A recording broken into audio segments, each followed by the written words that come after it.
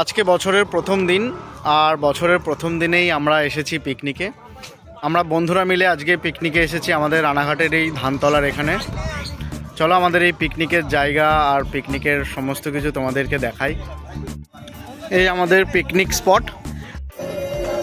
Hi guys, সকল ভালো থাকো, নতুন বছর সকলে ভালো থাকো। আমরা এখন পিকনিকে এসেছি, বেলুন লাগানো হচ্ছে। আর এই যে এদিকে দুজন বসে বেলুন ফোলাচ্ছে এরা, আর এই বেলুন লাগাচ্ছে। পিকনিকের জায়গাটাকে একটু সাজানো।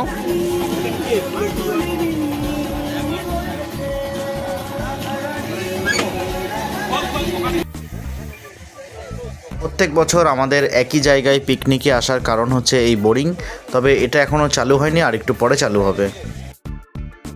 এখন সব মাছ মাংস এগুলো ধুয়ে নেওয়া হচ্ছে, আর এদিকে সব এখন সবজিপাতি কাটা চলছে। ডব্লু ভাই দাঁড়িয়ে রয়েছে। এই সামনের এই ঘরটাতে বোরিং মেশিনটা চালানোর জন্য মোটর রয়েছে, তবে আমাদের বেশ সুবিধা হয় এখানে পিকনিকে আসলে।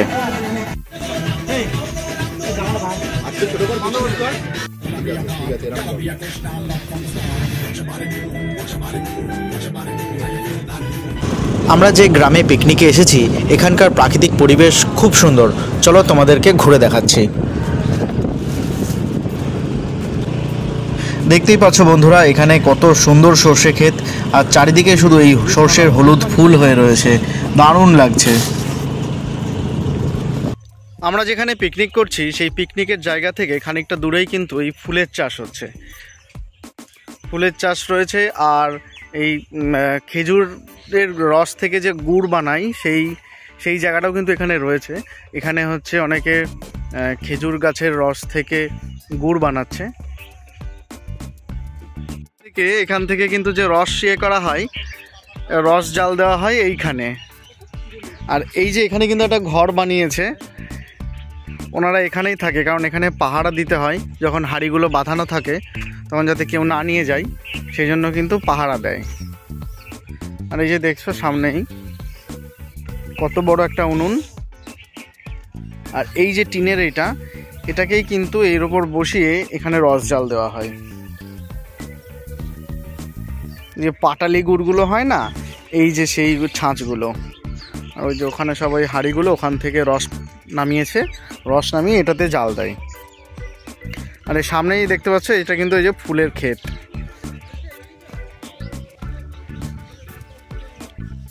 এই যে সামনেই ফুল বাগান।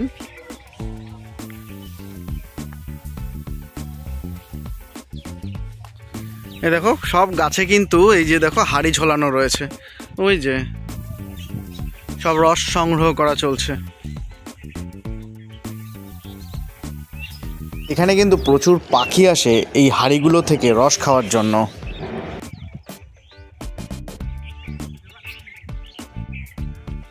দেখো ফুল, কত সুন্দর সুন্দর ফুল সব।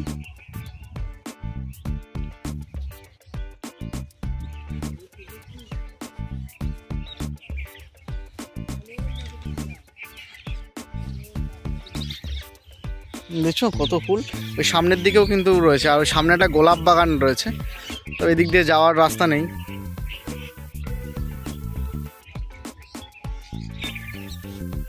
এখানকার এই ফুলগুলো কিন্তু অনেক বড় বড়, দেখো কত ফুল।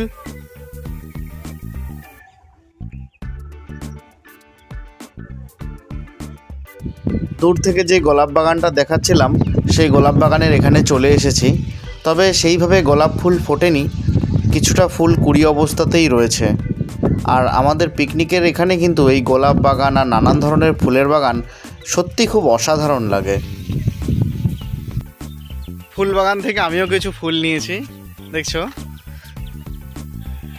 গ্রামের এই মাটির রাস্তা আর তার সঙ্গে এই প্রাকৃতিক দৃশ্য সত্যি কিন্তু খুবই অসাধারণ, যা আমরা শহরের মানুষরা কোনো সময়ই সেইভাবে দেখতে পারি না। দেখছো কি সুন্দর মাটির রাস্তা, আরে দেখো চারি সাইডে শুধু এদিকে সর্ষে ক্ষেত, এদিকে রজনীগন্ধার ক্ষেত। সামনেই কিছু টমেটো গাছ আর বিনস গাছ রয়েছে, চলো ওইগুলো দেখাচ্ছি। এইটা যে টমেটো গাছ, এই যে দেখছো সব কাঁচা কাঁচা টমেটো। আর এই সামনে ওটা হচ্ছে বিনস গাছ, আর ও পাশে হচ্ছে সর্ষে বাগান। এই যে বিনস গাছে দেখো বিনস হয়েছে।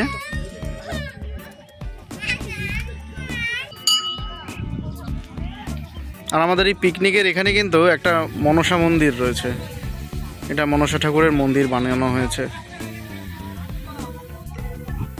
এই সামনের এই দূরে যে জায়গাটা, এইটাই কিন্তু আমাদের পিকনিক স্পট। আর আমাদের এই পিকনিক স্পটের এখানে একটা কিন্তু মনসা মন্দির বানিয়েছে, এই যে মনসা মন্দির। আর আমরা প্রত্যেক বছর এখানেই পিকনিকে আসি, কারণ এই জায়গাটা আমাদের খুবই ভালো লাগে। আমাদের এখানে পিকনিকের এই বিশেষ আকর্ষণ হচ্ছে এই বোরিংয়ের জল আর এখানে স্নান করা। তবে আজকে ঠান্ডা অনেক বেশি, সেই জন্য এখানে আর স্নান করব না। আজকে বাড়ি থেকে স্নান করে এসেছি, আর এখানে আর স্নান করব না।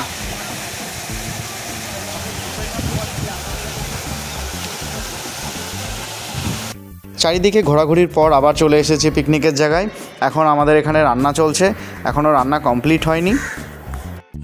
পিকনিকে এসে কিন্তু একটু নাচানাচি হতেই হবে, তাই আমরাও কিন্তু শুরু করে দিয়েছি নাচানাচি। তবে আমাদের এখানে বক্সের সেরকম সিস্টেম নেই, এই ছোট ব্লুটুথ স্পিকার নিয়েই কিন্তু আমরা নাচানাচি শুরু করে দিয়েছি।